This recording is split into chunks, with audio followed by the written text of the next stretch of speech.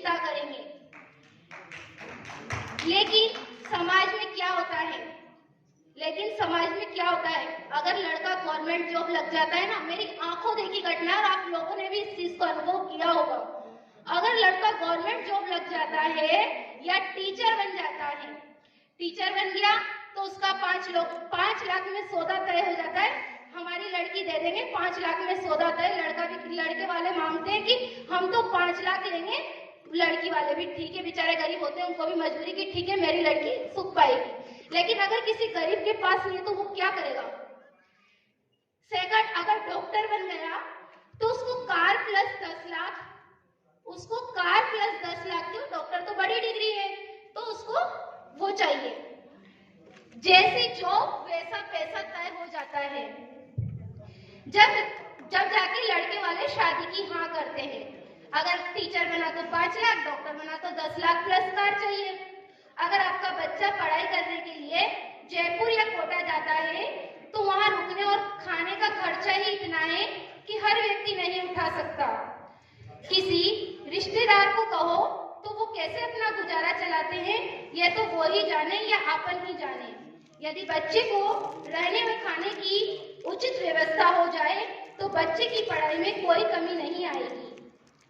ये सब जब हो सकता है जब हम एक स्वर में आवाज उठाएंगे कि ना तो हम दहेज लेंगे और ना ही हम दहेज देंगे। ऐसे कितने जने हैं जो दहेज नहीं लेंगे? जरा सा एक बार मेरे सामने झूठे हाथ मत उठाना। अगर ईमानदारी से अगर आपको लेना है तो हाथ मत उठाना। बताओ मुझे कितने व्यक्ति ऐसे हैं जो दहेज नहीं लेना चाहते? जिनके हाथ खड़े नहीं है, क्या वो दहेज लेना चाहते हैं?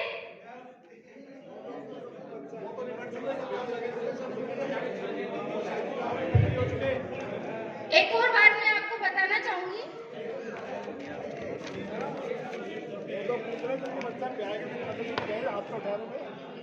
क्या पता उन लोगों ने हाथ खड़ा कर दिया हो जिनके बच्चों की शादियां होगी हो, ऐसा भी हो सकता है।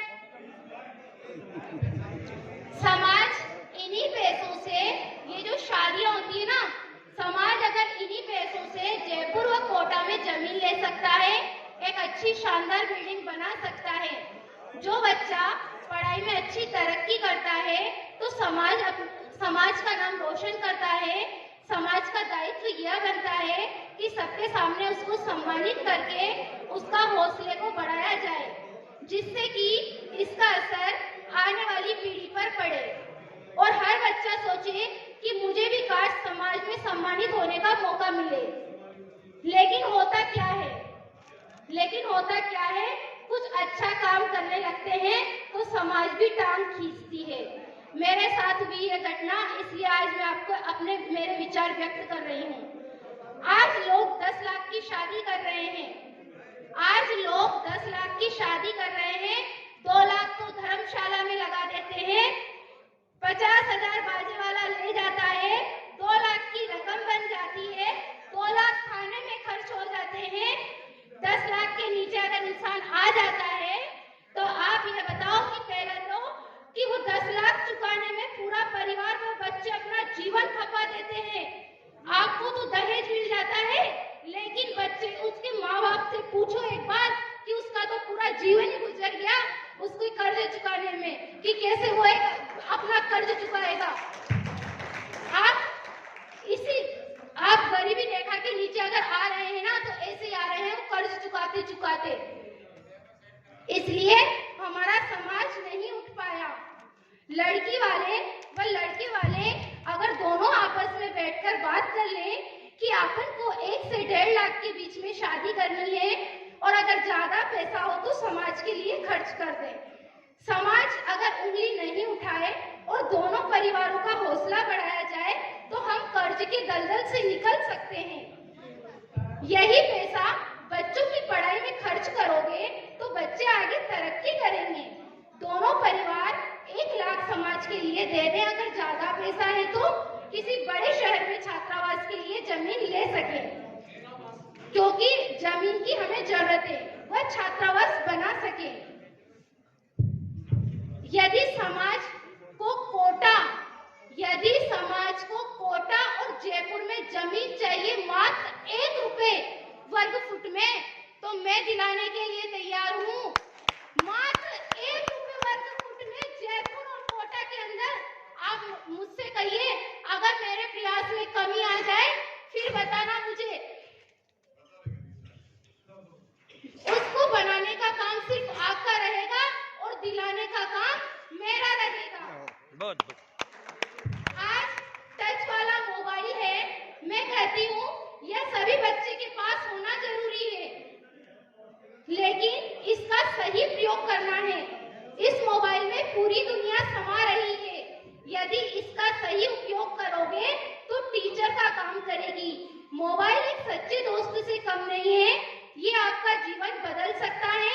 यदि गलत यूज करोगे तो आप पूरा जीवन इसमें बर्बाद कर सकते हो। इसी मोबाइल से अभी मैंने कोरोना काल में, जिसमें अच्छे एसडीएम, तहसीलदार, जिनको वेंटिलेटर, बेड, ऑक्सीजन तक नहीं मिल रही थी, मात्र एक कॉल पे मैंने उनको आईसीयू और बेड, वेंटिलेटर, प्लाज्मा, न जाने क्या क्या दिलवाया। कई लोगों की जानें बची है, आज वो लोग खुश हैं। जब मैंने उनसे राखी पर बात करी तो वो मुझसे बोले कि बहन, हमने तेरे नाम की राखी हमने बंधवा ली है। तो सोचो मेरे को कितना गर्व फील हुआ होगा। लेकिन समाज को पता है कब गर्व फील होता है? कितना दहेज आया, हाँ हमें बहुत अच्छा लगा, क्योंकि रिश्तेदार आसपास के देखते हैं तो उन्हें बड़ा अच्छा फील होता है। ये मैं उन माता पिता को शीश झुकाकर नमन करती हूँ जिन्होंने मुझे इस लायक बनाया।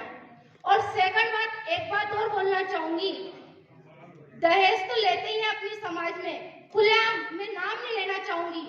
मुझसे कार मांगी, इसलिए आज मैं मेरा दर्द, एक नहीं दो ऑप्शन है मेरे पास ऐसे, ठीक है।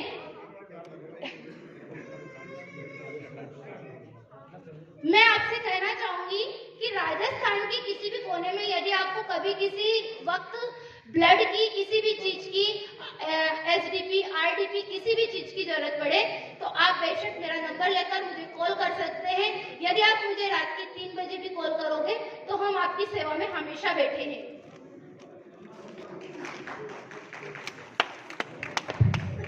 जब पूछा गया दहेज में क्या क्या मिला, जब पूछा गया दहेज में क्या क्या मिला, सब अपनी लंबी लंबी हाँक रहे थे। जब पूछा गया दहेज में क्या मिला, सब अपनी लंबी लंबी हाँक रहे थे। एक बाप ने अपनी बेटी दे दी, एक बाप ने अपनी बेटी दे दी, रिश्तेदार और समाज ट्रक में झांक रहे थे। इसी के साथ मैं कहना चाहूंगी, मेरा दिल टूटा है समाज में। और है ना, एक उदाहरण देना चाहूंगी, अपने समाज की लड़कियां दहेज के खातिर, आंखों देखी घटनाएं बता रही हूँ, अपने समाज की लड़कियां दहेज मांगते ना, अपने समाज की लड़कियां चतुर्वेदी समाज में शादी कर दी माँ बाप ने।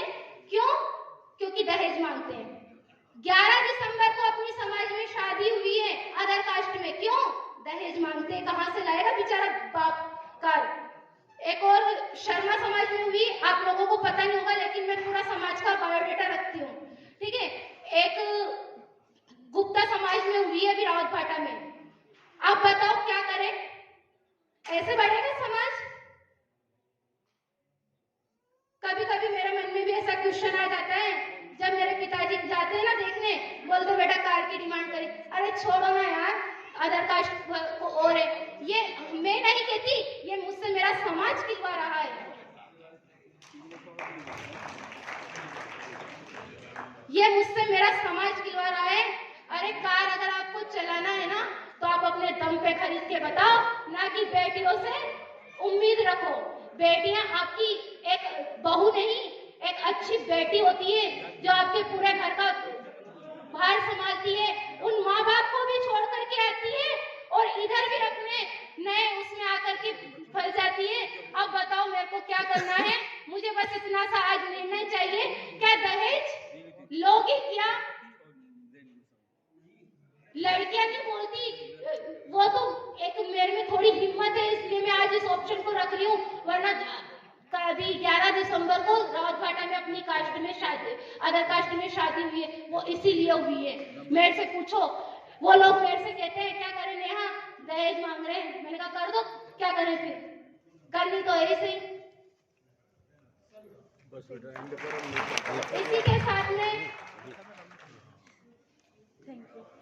इसी के साथ में मैं अपना विराम देना चाहती हूँ। बस मैं एक बार आदरणीय शिप्पी जी जंगम इंदौर वालों से कहना चाहूंगी कि दहेज के लिए क्या करना है और क्या नहीं, मुझे आपके 2 विचार चाहिए।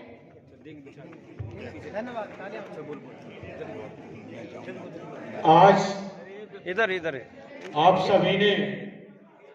आप सभी समाज बंधुओं ने एक बेटी की दर्द भरी कहानी, एक दर्द भरे विचार आप सभी के सामने इस बेटी ने रखे। और यह परिभाषा इसी बच्ची की नहीं, अपने हर परिवार की बेटियों का ये दुख है। आज इस बच्ची ने इस मंच से अपनी इस पीड़ा को रखा और मैं भी इस बच्ची की इस पीड़ा का आप सभी से यही निवेदन करूंगा कि इस मंच पे नहीं तो अगले मंच पे इस क्रूरता के बारे में भी गहनता से विचार किया जाए। और यदि यह कार्य अपन के समाज में हो जाता है तो ये भी समाज उत्थान के लिए एक बहुत बड़ी उपलब्धि रहेगी। मैं इस बिटिया के दुख को देख रहा हूं, आप सभी ने इसके दुख को, इसकी भावनाओं को जाना है कि आज अदर समाज में जब बच्चियां जाने के लिए ऐसा कदम उठाएंगी उस समय तो अपन सब लोग उस परिवार की बातें बनाने को तैयार हो जाते हैं कि उसकी बच्ची ऐसे गई, उसकी बच्ची ऐसे गई, लेकिन उस कारणों की तरफ कभी समाज ने ध्यान नहीं दिया कि वो बच्ची इस तरीके से कैसे गई। तो मेरा आप सभी समाज बंधुओं से और सभी समाज बंधुओं की तरफ से मैं इस बच्ची को एक हिम्मत, एक प्रोत्साहित कर रहा हूं कि आपकी इस बात पे यह समाज अवश्य विचार करेगा। इसमें थोड़ा समय लगेगा, बाकी इन शब्दों को आप लोगों को हर आदमी बहुत गहनता से लेगा।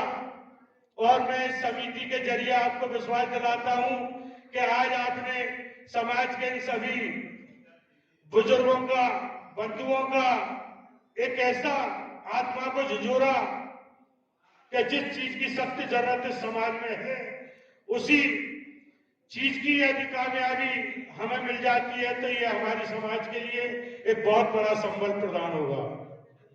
अब मैं भरतपुर वाली की तरफ से नेहा बिटिया का सम्मान करवाना चाहता हूं, वो आए और उनका सम्मान पूजा जी गोस्वामी भरतपुर की तरफ से